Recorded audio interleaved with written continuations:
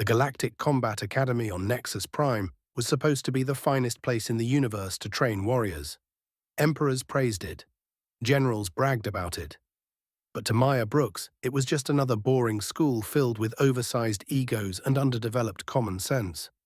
Professor Sextile, a towering lizard with shimmering green scales and a voice like a hissing kettle, strutted into class like he was the emperor of everything. He loved showing off, his knowledge, his claws, his pride.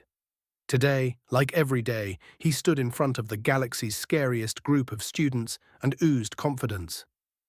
Today, he said, flicking his split tongue dramatically, we begin with elite combat tactics, real techniques for real warriors, not for soft-skinned species from underdeveloped planets. His yellow slitted eyes paused right on Maya, sitting in the far back corner, half asleep with her chin in her palm. Her uniform looked like it belonged to someone twice her size, and her general mood said she'd rather be anywhere else. Gorath, a bulked-up insectoid from Hive Prime, clacked his jaws in amusement. Bane, the stone giant from the mineral moons, let out a low, grinding chuckle. Zara, the four-armed assassin from the Kuth Dominion, was spinning a blade in each hand just to flex. Maya? She yawned loudly. Sextile narrowed his eyes. Combat is for the strong, those lacking physical advantages. His gaze lingered again on Maya. Might consider another line of study. The classroom erupted in smug laughter. Maya pulled out her academy tablet and started doodling. Not taking notes, just sketching something. Possibly the professor, except with a balloon head and cartoon fangs. Sextile's tail twitched with irritation.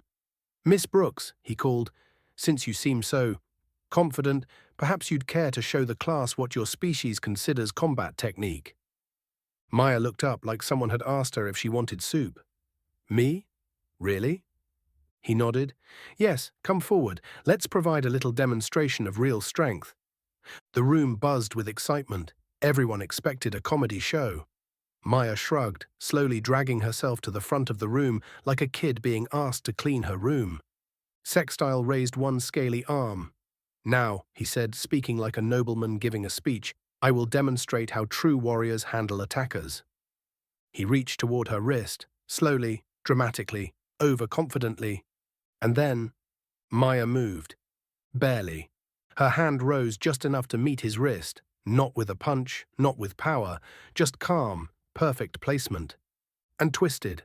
A sickening crack echoed through the classroom as Sextile's arm bent backward in a way it absolutely shouldn't. His scream tore through the air like a dying jet engine. Silence followed. No one moved. Gorath's mandibles hung open. Zara froze with all four arms mid-air. Even Bane's rocky skin cracked in shock.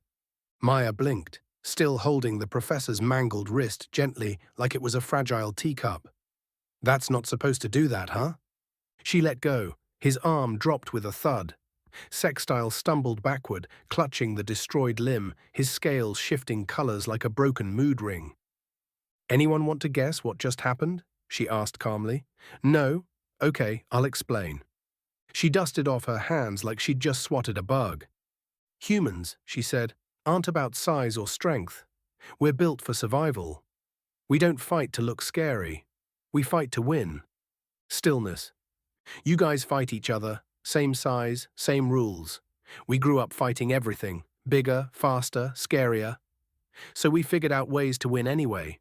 We studied joints, angles, leverage, pain points. The classroom was dead quiet. You think we're weak because we're small? That's the mistake everyone makes. That's why I'm here, to show you what real technique looks like. Emergency medical drones arrived. Sextile was wheeled out, muttering about bones and betrayal. The next day, Maya returned to her seat. Same uniform, same bored look. But the chairs around her, all mysteriously empty. Even Gorath had found a seat on the far wall. Zara kept her arms crossed. Bane gave her a respectful nod and didn't say a word. The new instructor walked in nervously. Volunteers for today's demo? Maya looked up from her sketchpad and said with a smile, Don't look at me. I'm just here to learn. Nobody said a word, because now they knew. You don't mess with the quiet one in the back row.